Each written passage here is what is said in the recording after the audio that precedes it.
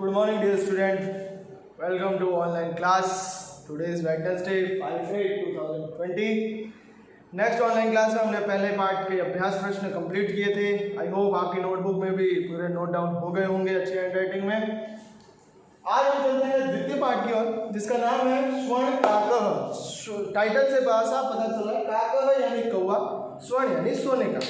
तो यहाँ पे सोने के कौवे की कहानी है. कहानी शुरू करने से पहले मैं कुछ शब्दार्थ के बारे में आपको ले चलता हूँ. यहाँ पे लिखा हुआ है नियवसत. नियवसत का मतलब होता है रहता था या रहती थी. पुल्लिंग के लिए रहता था, स्त्रीलिंग के लिए रहती थी. दुहिता. दुहिता का मतलब होता है पुत्री. सुता, दुहिता. स्थालयाम. स्थालयाम यानी थाली में. खगेभ्य यानी पक्षियों से. स्वर्ण पक्ष यानी सोने का पंख. पक्ष यानी होता है पंख और सोने का पंख. मां शुच यानी दुख मत करो. ये कुछ शब्द थे जिनके अर्थ जानना चाहिए.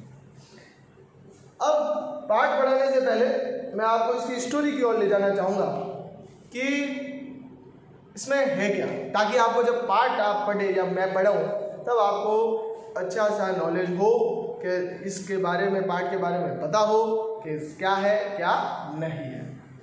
स्वर्ण काकः सोने का कौवा. यहाँ पे स्टार्ट होती है कहानी. एक गांव में एक महिला और एक पुत्री रहती थी. वो बहुत गरीब थे. महिला और पुत्री रहती थी, वो बहुत ही गरीब थे.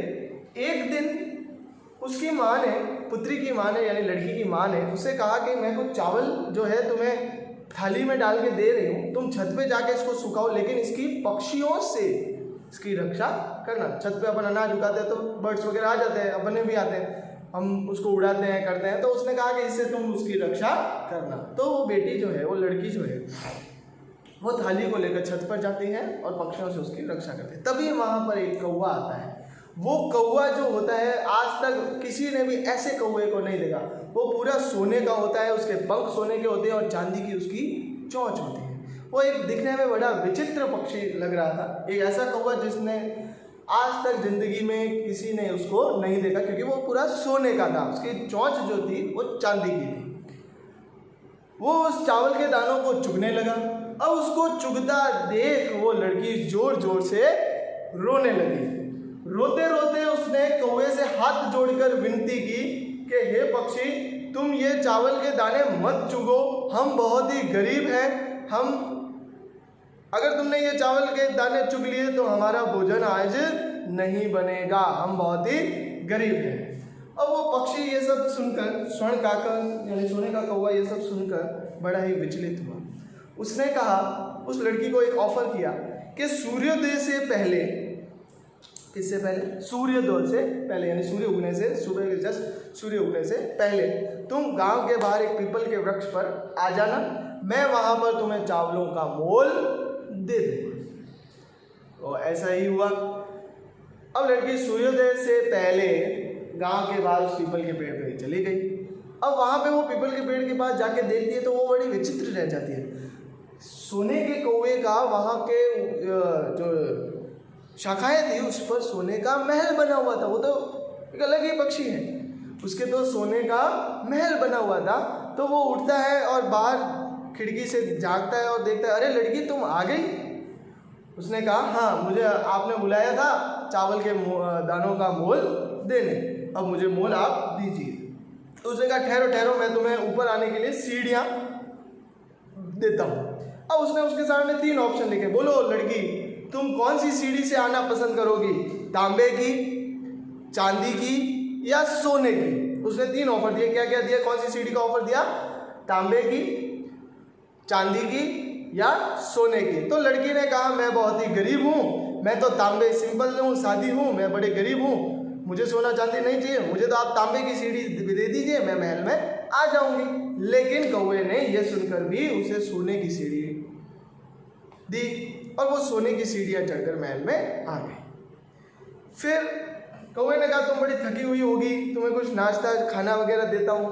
तो उसने कहा, ठीक है, मैं थोड़ा सा खाना खा लूँगी. अब उसने पूछा, तुम कौन सी थाली में खाना खाओगी? तांबे की, चांदी की या सोने की? तो उसने कहा कि मैं तो गरीब लड़की हूँ, मैं हमेशा से तांबे की थाली में खाती हूँ.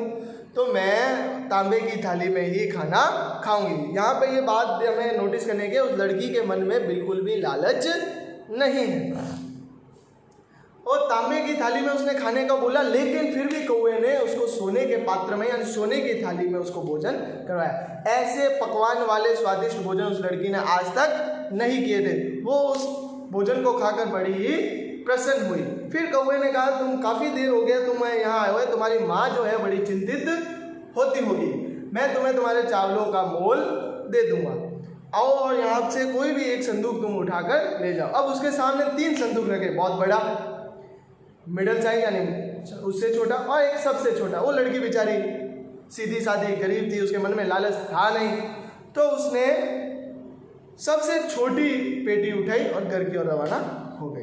अब जब घर जाकर उसने पेटी खोली तो वो पूरी की पूरी पेटी जो है वो हीरे जवाहरातों से भरी हुई थी और वो अब बहुत ही ज़्यादा धनिक हो गई। माँ बेटियाँ जो है वो काफ़ी धनिक हो गई, बहुत सारे पैसा हो गया।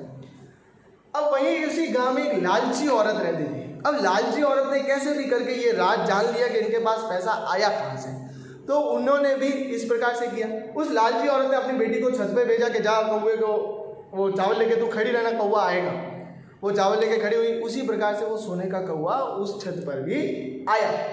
तो वो रोने का नाटक करने लगी और कहा कि मैं तुम्हें कल मोल दे दूंगा, जिस प्रकार से उस लड़की को कहा था उस प्रकार। अब वो लड़की नहीं पहुंचकर महिला पहुंच गई, लालची महिला, उस पेड़ के नीचे सुबह सूर्योदय से पहले। अब वहाँ पे जाके उसने उसको जोर जोर से आवाज़ लगे, गालियाँ बोलनी शुरू की, हे नीच कौवे, मेरे चावल का मोल दे, कहाँ सोया हुआ पड़ा है। अब वो आता है कि ठीक है। अब उसने वही प्रश्न किया जो उस लड़की को किया था। उसने कहा, कौन सी सीढ़ी से आना आप पसंद करेगी? कि मैं सोने की सीढ़ी से आना पसंद करूँगी। लेकिन कौवे ने फिर भी सोने की सीढ़ी न देकर उसको तांबे की सीढ़ी से महल के अंदर प्रवेश करवाया। फिर भोजन का बोला, कौन सी थाली में खाना खाओगी? वो कि मैं सोने की थाली में खाना खाती हूँ, सोने की थाली में खाऊंगी। लेकिन फिर भी कौवे ने उसको तांबे की थाली में भोजन करवाया। अब उसके सामने वही मोल रखने की बारी आई कि संदूक रखा, तो उसने सबसे बड़ा संदूक उठा के घर की ओर चली। जब उसने संदूक खोला तो उसके अंदर बहुत भयंकर एक काला सांप बैठा था। तो प्रिय विद्यार्थियों, डियर स्टूडेंट, हम इसे कहानी से ये शिक्षा मिलती है, हमें किसी भी प्रकार का लोभ लालच नहीं करना चाहिए। अपने जितनी चद्दर हो उतने पैर पसारने चाहिए, जितनी ज़रूरत हो उतनी चीज़ें हमें लेनी चाहिए। अगली ऑनलाइन क्लास में हम ये word to word, line to line chapter को पढ़ेंगे। आई होप आपको बहुत ही मज़ा आया होगा। तब तक stay home, stay safe. Thank you.